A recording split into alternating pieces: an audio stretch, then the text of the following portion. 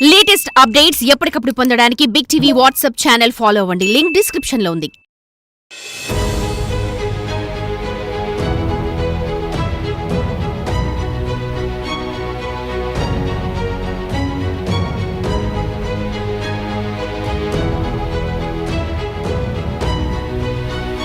ఇటుక బట్టీల కూలీ పంతులమైంది. వారానికి 5 రోజులు ఇటుక బట్టీలో కూలీగా పనిచేసింది. 2 రోజులు సర్కార్ బడిలో అక్షరాలు దిద్దింది. బట్టీలో మట్టిని ముద్దలు చేసింది. ఆ ముద్దలతో ఇటుకలను తయారు చేసింది. ఆ ఇటుకలని చదువుల సంకల్పానికి మెట్లుగా మార్చుకుంది. దూర విద్యలో డిగ్రీని సాధించింది. డిఎస్సిలో పంతులమ్మగా సర్కార్ కొలువు సాధించింది విజయలక్ష్మి. సర్కార్ కొలువు సాధించిన ఇటుక బట్టీల కూలీపై బిగ్ టీవీ స్పెషల్ రిపోర్ట్.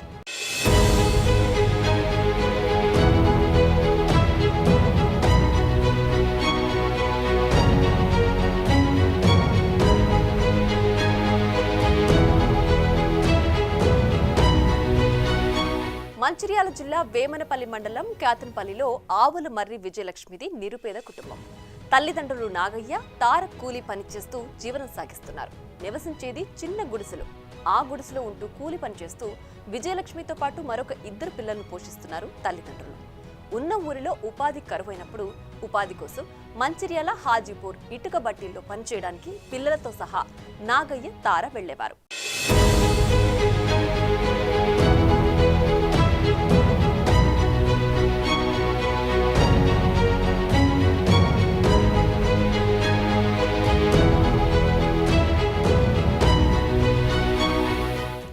ఇటుక బట్టీల్లో నాగయ్య, తార పనిచేసేవారు.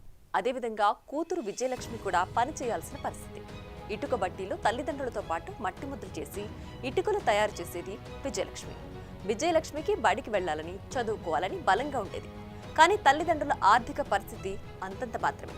అందువల్ల విజయలక్ష్మి తల్లిదండ్రులతో ఇటుకలను తయారు చేస్తూ కుటుంబానికి ఆసరాగా నిలిచేది. కానీ బట్టీలో పనిచేస్తున్న బడిపై ధ్యాస, చదువుకోవాలని ఆసక్తి ఉండేది. వారం రోజుల్లో 5 రోజులు ఇటుక బట్టీల్లో పనిచేసి మరొక 2 రోజుల పాటు సర్కార్ బడిలో చదువుకునేది.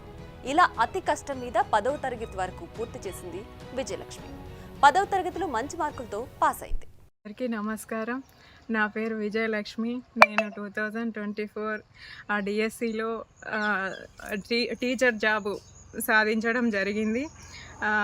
అక్కడ నుంచి నేను టీచర్ జాబ్ సాధించే వరకు చాలా కష్టాలు, కన్నీళ్ళు, నిద్రలేని రాత్రులు, తిండి లేని పగళ్ళు అన్నీ గడిపి ఈ సిచ్యువేషన్కి వచ్చిన. చిన్నప్పటి నుంచి కూడా మాది చాలా పేద కుటుంబం. మా వాళ్ళు ఇటుక పని చేస్తూ ఉండే. నేను స్కూల్ ఏజ్లో ఒక 6 నెలలు ఇక్కడ చదువుకుంటే ఇంకో 6 నెలలు పనికి వెళ్తుండే. ఇక లాస్ట్ ఏప్రిల్లో వచ్చి ఫైనల్ ఎగ్జామ్స్ రాస్తుండే. ఒక 9th క్లాస్ 10th క్లాస్లో కంప్లీట్గా స్కూల్కి వెళ్ళడం జరిగింది. అప్పుడు కళ్యాణ్ మేడం మా స్కూల్కి వచ్చిండ్రు. నేను బాగా చదివేదాన్ని కాబట్టి అప్పుడప్పుడు వారంలో 2 రోజులు స్కూల్కి వెళ్తే మిగతా రోజులంతా పనికి వెళ్తుంటే, ఇంత మంచి చదివే అమ్మాయి, ఇంత మంచి మార్క్స్ వచ్చే అమ్మాయి ఎందుకు ఇలా ఇర్రెగ్యులర్గా వస్తుందని నా గురించి తెలుసుకొని మేడం నన్ను బాగా చదివించి గొప్ప స్థాయిలో ఉంచాలని అనుకున్నారు. తర్వాత నేను 10th అయిపోయిన తర్వాత నన్ను మిమ్స్ కాలేజ్లో జాయిన్ చేయించారు. డబ్బులు అవన్నీ వాళ్ళే పెట్టిండ్రు. మీరు నాకు చేసిన హెల్ప్కి చాలా థ్యాంక్స్ మేడం. ఈ చిన్న మాట సరిపోదు మీరు చేసిన దానికి. నాకు నా వాళ్ళు కూడా ఎవరు ఇంత సహాయం చేయలేదు.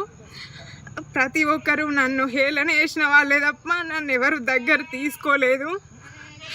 మీకు ఎప్పుడు జీవితాంతం రుణపడి ఉంటాను మేడం.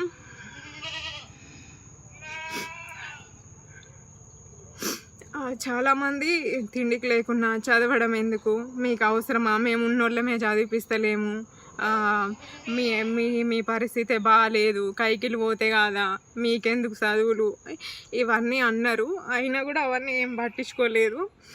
మేడం వాళ్ళు కూడా నేను చాలాసార్లు ఫెయిల్ అయినా కూడా మళ్ళీ ఎంకరేజ్ చేసి నేను ఈ సిచ్యువేషన్కి వచ్చే దాకా నాకు తోడుగా ఉన్నారు.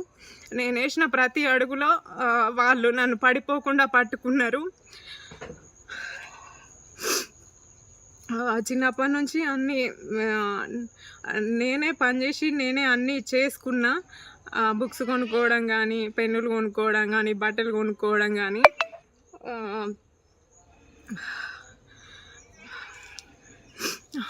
నేను చాలా కాంపిటేటివ్ ఎగ్జామ్స్ అటెంప్ట్ చేయడం జరిగింది. చాలాసార్లు ఫెయిల్ కూడా అయినా. ఈ బాహుబలిలా ప్రభాసు ఎక్కుతాడు కదా, కొండ ఎక్కి కింద పడుతూ ఉంటాడు. నా లైఫ్లో కూడా అట్లనే జరిగింది. ఒక 2-3 మార్క్స్లో పోవడం, 1 మార్క్లో పోవడం, ఇట్లా చాలా ఎగ్జామ్స్లో కూడా దగ్గర దాకా వచ్చి పోయింది. అందరూ నన్ను ఇక జీరోలాగా చూసిరనమాట. ఇంక నీకేం చదువు వస్తుందని, నీకేం జాబ్ వస్తుంది, నువ్వు చదువుకోక జాబ్ వస్తలేదు, చదువు రాక జాబ్ వస్తలేదు, ఇవన్నీ మాటలు అన్నారు.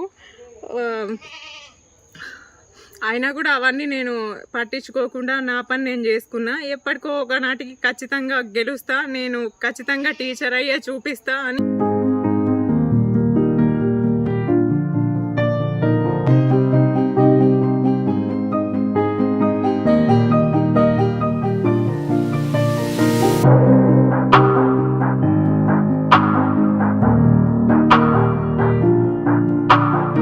కళ్యాణి గుర్తించి ప్రోత్సహించింది. పాఠశాలకు తరచుగా విజయలక్ష్మి ఆబ్సెంట్ కావడానికి కారణం అడిగి ఆర్థికంగా తోడ్పాటు అందించింది.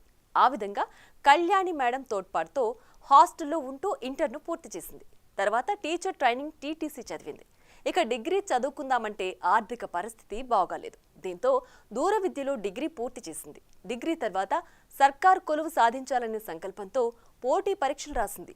గ్రూప్ 1, 2 పంచాయతీరాజ్ సెక్రటరీ ఉద్యోగాల పోటీ పరీక్షలు రాసింది విజయలక్ష్మి. కానీ 1 మార్కు 2 మార్కుల తేడాతో ఉద్యోగాలు రాలేదు. తీవ్రమైన నిరాశకు గురైంది. అయినప్పటికీ పట్టు వదలలేదు. సాధించాలని తపన ముందు పరాజయాలను పట్టించుకోలేదు. డిఎస్సి పరీక్షలకు ప్రిపేర్ అయింది. ఈ పరీక్షలకు కోచింగ్ తీసుకుందామంటే చేతిలో చిల్లిగవ్వలేదు. ఒక రూమ్ను అద్దెకు తీసుకుని అందులో డిఎస్సి పరీక్షలకు ప్రిపేర్ అయింది. ఈ సమయంలో అనేక ఇబ్బందులు ఎదురయ్యాయి. అయినా సంకల్పం చెక్కు చెదరలేదు. ఆత్మవిశ్వాసంతో ప్రిపేర్ అయింది. డిఎస్సి పరీక్షలు రాసింది. ఆ పరీక్షల ఫలితాలు ఇటీవల విడుదలయ్యాయి. మంచిర్యాల జిల్లాలో 67 ర్యాంకు సాధించి ఎస్జిటిగా ఎంపికైంది. ఉపాధ్యాయురాలుగా సర్కార్ కొలువు సాధించింది. అన్ని వసతులు ఉండి చాలా మంది సాధించలేని ఘనతను పేదరికంతో పోరాడుతూ విజయలక్ష్మి సాధించింది. సర్కారు కొలువు దక్కడంతో ఆమె ఆనందానికి అవధులు లేవు. ఒకప్పుడు వెక్కిరించిన వారంతా ఇప్పుడు అభినందిస్తున్నారని ఆమె ఆనందం వ్యక్తం చేస్తున్నారు. ఈ కీలక ఆనంద సమయంలో కళ్యాణి మేడంకు చెమర్చిన కళ్లతో కృతజ్ఞతలు తెలియజేసింది కళ్యాణి. కూతురు సర్కార్ కొలువు సాధించడంపై తల్లిదండ్రులు మురిసిపోతున్నారు. మా బుజ్జికి జాబ్ వచ్చినందుకు చాలా ధన్యవాదాలు. హ్యాపీగా ఉన్నాం మేము. బాగా కష్టపడ్డది. దెబ్బ నొచ్చిన సుఖం ఇట్లా చుట్టికొని దెబ్బకు చుట్టి అయినా అయితే రాసింది. అది ఎప్పుడెప్పుడు పండుకునేదో ఎప్పుడెప్పుడు లేచిందో కానీ కష్టపడ్డది బాగా మా బుజ్జి. ఇక డబ్బులు కూడా మేము పెట్టుకోలేకపోయినాం. బతుకుడే ఎక్కువ అయింది మాకైతే. కళ్యాణ్ మేడం వాళ్ళే బాగా సాయమైంది. కాలుగాలు వాడితే కాలు మొక్కు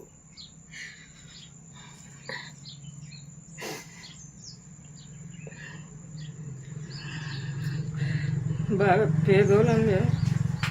మాకేం లేవు, ఏం లేదు. ఎక్కల కష్టం మీద బతుకుడే మేము. వీటికి పని పోయినాం. చేద కాకుండా అయింది.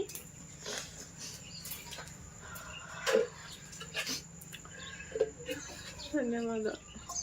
మొత్తాన్ని నాకు చెప్పు. అందరూ అన్నారని చెప్పు. తిండికి లేకున్నా ఈ చదివిపించుడు అవసరమా? పొట్టకి లేకుండా అంత పొంగుడు ఎందుకు అని ఇట్లా ఎక్కరిచ్చే వాళ్ళు అందరూ పక్కలు ఎవరు ఉన్నోళ్ళు. అయినా సరే నేను పట్టించుకోలేదు. అయినా ఇటు వినేది అటు ఇడిసబెట్టేది, ఏం పట్టించుకోకపోయేది. నువ్వు చదువుకో బిడ్డ అని అన్నా కానీ అద్దాన్ని అయితే నేను అనలేదు. ఎన్నడూ అద్దాని లేదు నా బిడ్డని నువ్వు చదువుకోవద్దని ఎన్నడూ అనలేదు. నీ ఇష్టమైనంత మంచిగా చదువుకో బిడ్డ అని అన్నా కానీ ఇలా బువ్వకు లేదు, ఇక కైకిలు పో కూలిపో అని అన్నాను. అది చూద్దాం పాపం అప్పుడప్పుడు బడి లేని రోజు నాతో అటు కైకిలి కూలి వచ్చేది. పెన్నులకు దేనికో బుక్కులకు అని వచ్చేది బిడ్డ. ఏమైందైతే చెప్పాలి కదా, అదైతే చెప్పలేదు కదా.